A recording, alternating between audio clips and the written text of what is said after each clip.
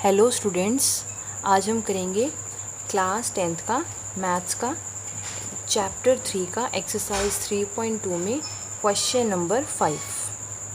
यहाँ से स्टडी करते हैं। Half the perimeter of the rectangular garden whose length is 4 metre more than its width is 36 metre. Find the dimensions of the garden. तो क्या दे रखा है? Half the perimeter of the rectangular garden. कोई rectangular garden है ऐसे। Half the perimeter of the rectangular garden whose length is 4 metre more than its width. जिसकी जो लेंथ है 4 मीटर क्या है, ज़्यादा है किससे? विड्थ से। विड्थ को हम बोलते हैं चौड़ाई, लेंथ को बोलते हैं लंबाई। तो length is 4 metre its width. Width से जो लेंथ है वो 4 ज़्यादा है, मतलब लेंथ ज़्यादा है किससे? चौड़ाई से। लंबाई क्या है? ज़्यादा है। लेंथ 4 ज़्यादा है विड्थ से। विड्थ होती है हमारे पास ये और लेंथ होती है ये। तो लेंथ जो है विड्थ से 4 ज़्यादा है। मान लो मैंने विड्थ मान ली x, तो लेंथ क्या हो जाएगी? x + 4। क्लियर? क्योंकि ये 4 ज़्यादा है। उसके बाद है आगे दे रखा है इज़ 36। ये इज़ क्या है? देखो जहाँ पे ये कोमा स्टॉप हुआ है उसी कोमा को आगे कंटिन्यू करेगा। इसका मतलब half the perimeter of the rectangular garden. Half the perimeter rectangular garden का मतलब पेरीमीटर क्या होता है? पेरीमीटर, क्वेश्चन है ये 5th, पेरीमीटर ऑफ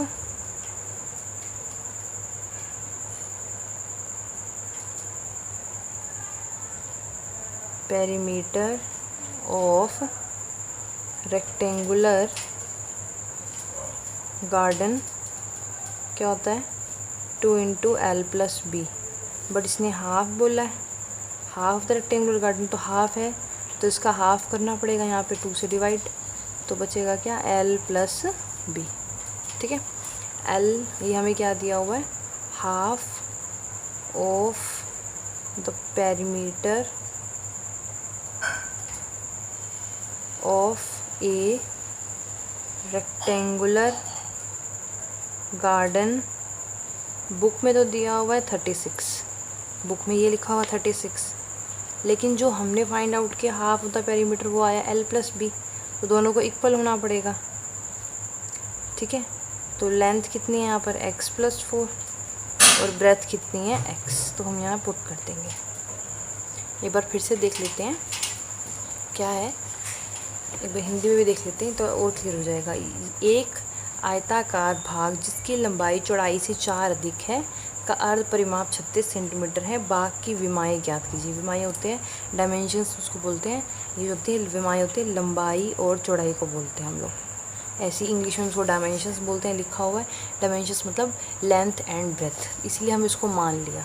तो यही चीज़ है कि आयताकार भाग की जो लंबाई है चौड़ाई से 4 अधिक है। तो माना क्या लिखेंगे? माना जो लंबाई आयताकार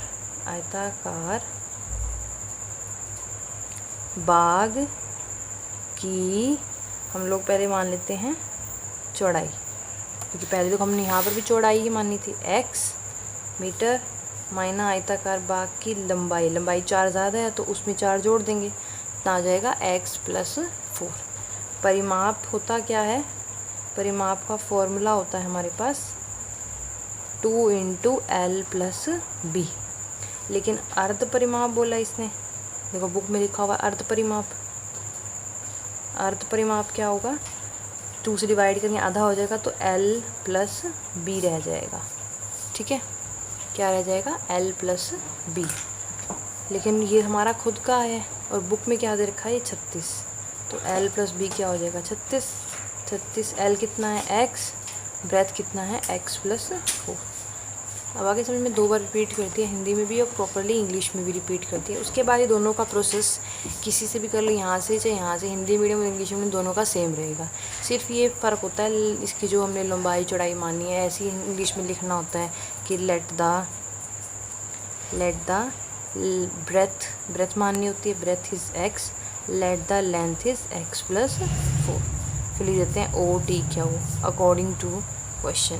यहाँ लिखना चाहो तो यहाँ पर प्रश्नानुसार लिख सकते हो। ठीक है। आगे जो प्रोसेस यहाँ होगा वही प्रोसेस अब यहाँ कर लीजिएगा, इजी है। x प्लस एक्स क्या हो जाएगा 2x plus 4 is equal to 36, 2x is equal to 36, 4 उधर प्लस का उधर जाके माइनस का हो जाएगा, यह आएगा हमारे पास 32, x आ जाएगा 32/2 इट्स 16, x हमें मिल गया 16। देखो ऊपर हमने x को क्या माना था ब्रेथ, तो b हमारी आ गई, x माना था ये तो आ गई 16 सेंटीमीटर या मीटर जो भी था, हमें दिया हुआ था यहाँ पर मीटर, तो हम मीटर लिखेंगे यहाँ पर भी। और लेंथ क्या थी x प्लस 4, तो क्या लिखेंगे 16 प्लस 4, यह आ जाएगा हमारे पास 20 meter answer, hence proved. Similarly आप ये लोग हिंदी में भी कर सकते हो, अगर करना चाहते हो करा देते हैं फटाफट से। 2x प्लस 4 36, इधर आके माइनस का हो जाएगा, ये बचा 32, 2 को ले जाएंगे डिवाइड में, वही 16 आएगा, ब्रेथ आ जाएगी आपके पास 16, लेंथ इसमें 4 जोड़ेंगे तो कितना आ जाएगा 20, hence proved. Thank you. Next हम करते हैं कंटिन्यू आगे क्वेश्चन नंबर 6 को। 6 में दिया हुआ है given the linear equation 2x plus 3y minus 8, एक हमें लीनियर इक्वेशन गिवन है, क्या है linear equation. Write another linear equation in two variables such that the geometrical representation of pair so that form is intersecting parallel line or coincident। देखो क्या कह रहा है कि अभी आपको एक क्या दी हुई है लीनियर इक्वेशन दी हुई है क्वेश्चन नंबर 6 में, जिसको हिंदी में हम बोलते हैं रैखिक समीकरण, ये हमें दी हुई है, क्लियर।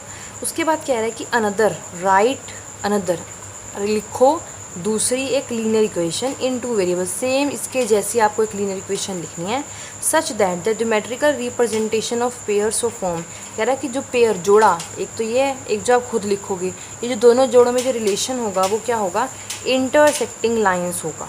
इंटरसेक्टिंग लाइन का मतलब है वो लाइन आपस में प्रतिच्छेदित करेंगे ऐसे, और आप लोगों ने पढ़ रखा है ये वाला तो सिस्टम। हिंदी में देख लेते हैं कि एक हमें रैखिक समीकरण दिया हुआ है जो मैंने लिखा है यहाँ पर ये वाला, ठीक है। दो चरों में एक ऐसी रैखिक समीकरण लिखिए ताकि प्राप्त युग्म का ज्यामितीय निरूपण किया जा सके, जैसा कि प्रतिच्छेदित करती हो, समांतर हो, समपाती हो। तो प्रतिच्छेदित का मतलब यही है, एक हमें ऐसा निकालना है, समांतर मतलब एक लाइन ऐसे निकालनी है, समपाती मतलब कोइंसिडेंट एक के ऊपर एक। तो शुरू करते हैं क्वेश्चन को, ये हिंदी इंग्लिश में दोनों के लिए सेम ही है। पहला पार्ट प्रूफ कर रहे हैं इंटरसेक्टिंग लाइंस, इंटरसेक्टिंग लाइंस जिसको हम हिंदी में बोलते हैं प्रतिच्छेदित रेखाएं, ये लिखा हुआ प्रतिच्छेद करती हुई रेखाएं या प्रतिच्छेदित रेखाएं, छेद करती रेखाएं करते हैं। सबको ही पता है क्या कि जब इंटरसेक्टिंग लाइन होती है तो हमारे पास रेशो क्या होता है A1/A2 is not equal to B1/B2, पढ़ा हुआ है ना हम लोगों ने। तो अब आपको यहाँ पर एक पेयर ऐसा ढूंढना होगा कि जिसमें A1/A2 जो इसके नीचे लिखे, एक्स और वाई तो आएंगे ही आएंगे यहाँ पर आपको सोच के ऐसा खुद लिखना है अपनी मर्ज़ी से। हर बच्चे का अलग अलग भी बना सकते हैं, हर बच्चा अपना अलग अलग बना सकता है। देखो मैं एक बना के दिखाती हूँ, आपके माइंड में क्या पता और आते हों, तो सारे एग्जाम्पल्स इसके लिए ठीक है, करेक्ट होना चाहिए रिलेशन। A1/A2 अगर इसको इससे डिवाइड करें और इसको इससे डिवाइड करें, दोनों आंसर जो है इनकी रेशो सेम नहीं आनी चाहिए। जैसे मान लो मैंने यहाँ लिखा 4x, तो कटने के बाद यहाँ पर 1/2 आएगा, 2 को 4 से डिवाइड करोगे तो यहाँ पे 6 नहीं लिखना आपने, यहाँ पे कुछ और लिखो, 7 लिख दो, क्योंकि अगर हम 3/7 लिखेंगे, अब करके देख लो 2/4 इज़ नॉट इक्वल टू 3/7। यहाँ पे आपकी मर्जी है, 9 लिखो, 16 लिखो, जो तुम्हारा मन करे, मेनली हमें ये चाहिए। तो हमारे पास पहली इक्वेशन आ गई ये, ठीक है। इसका आंसर क्या हो जाएगा 4x + 7y = 9। हर बच्चे का अपना अपना आंसर भी हो सकता है फर्स्ट पार्ट का। सेकंड पार्ट करते हैं अब हम लोग। सेकंड पार्ट में अब ढूंढ के दिखाओ कि पैरेलल लाइंस होनी चाहिए। पैरेलल लाइंस का याद है क्या होता था? पैरेलल लाइंस में होता था A1/A2 = B1/B2 but not equal to C1/C2। Parallel lines होती हैं हमारे पास हिंदी में समांतर रेखाएं, ठीक है। ऐसे समांतर रेखा का जोड़ा आपने लिखना है, ऐसा इसके साथ पेयर बना के लिखना है। जो हमारे पास गिवन इक्वेशन है ना ये वाली, इसके साथ ये वाली, ये गिवन इक्वेशन ना, ऐसा इसके साथ जैसे हमने एक जोड़ा तो ये बना लिया, ये प्रतिच्छेदित रेखाएं हो गई, इंटरसेक्टिंग लाइंस का हो गया। अब हमें पैरेलल लाइंस का एक आपको पेयर ढूंढ के दिखाना है।